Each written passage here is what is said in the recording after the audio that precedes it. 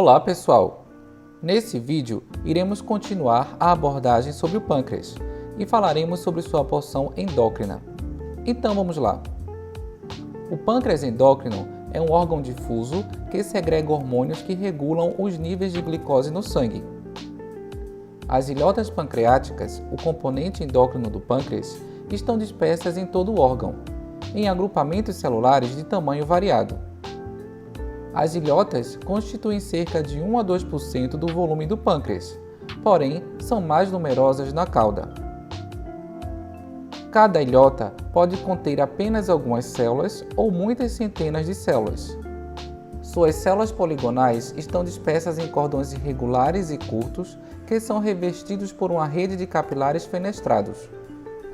As células endócrinas definitivas se desenvolvem entre 9 e 12 semanas de gestação.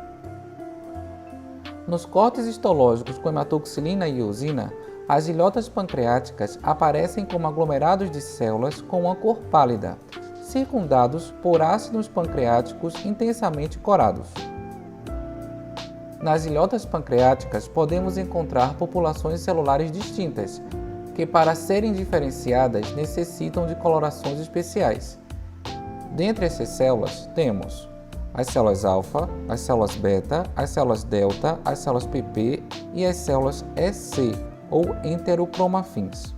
As células beta constituem cerca de 70% das células totais das ilhotas em humanos e geralmente estão localizadas em sua porção central. Elas segregam insulina. As células beta contêm inúmeros grânulos secretórios com cerca de 300 nanômetros de diâmetro, com um centro poliédrico e uma matriz pálida. Acredita-se que o centro poliédrico seja a insulina. As células alfa constituem cerca de 15 a 20% da população das ilhotas humanas e geralmente estão localizadas mais perifericamente nas ilhotas. Elas segregam glucagon.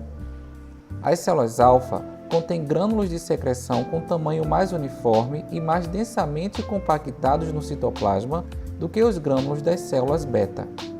O grânulo é o local de armazenamento do glucagon. As células delta constituem cerca de 5 a 10% do tecido endócrino pancreático total e estão localizadas perifericamente nas ilhotas.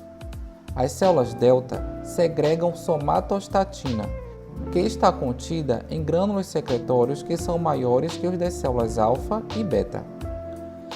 As células PP, também conhecidas como F, e as células enterocromafins constituem células menores e que correspondem a menos de 5% do tecido das ilhotas.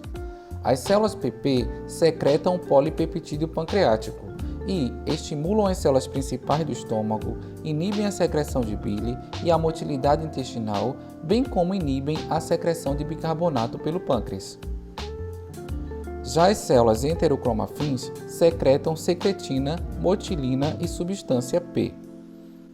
A secretina age localmente e estimula a secreção de bicarbonato no suco pancreático. A motilina aumenta a motilidade gástrica e intestinal, enquanto que a substância P tem propriedades neurotransmissoras. Evidências sugerem que algumas células podem segregar mais de um hormônio. Por exemplo, por colorações imunistoquímicas se conseguiu localizar vários hormônios além do glucagon nas células alfa. Dentre eles, o polipeptídeo inibitório gástrico e o hormônio adrenocorticotrófico. Falando um pouco mais sobre as ações dos principais hormônios pancreáticos, vemos que todos os hormônios segregados pelo pâncreas endócrino regulam as funções metabólicas sistêmicas, regional, como no tubo gastrointestinal, ou localmente, na própria ilhota. A insulina, o principal hormônio segregado pelas ilhotas, diminui as concentrações sanguíneas de glicose. Os seus efeitos principais estão no fígado, no músculo esquelético e no tecido adiposo. Em geral, a insulina estimula a captação de glicose da circulação e o armazenamento da glicose pela ativação da glicogênio sintetase e subsequente acúmulo de glicogênio. A ausência ou quantidades inadequadas de insulina levam a elevadas concentrações de glicose no sangue e a presença de glicose na urina. em um distúrbio conhecido como diabetes mellitus. Além dos seus efeitos sobre o metabolismo da glicose, a insulina estimula a síntese de glicerol e inibe a atividade da lipase nas células adiposas.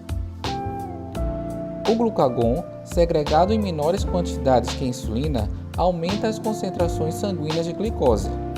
Assim, o glucagon estimula a liberação de glicose na corrente sanguínea, estimula a gliconeogênese e a glicogenólise no fígado.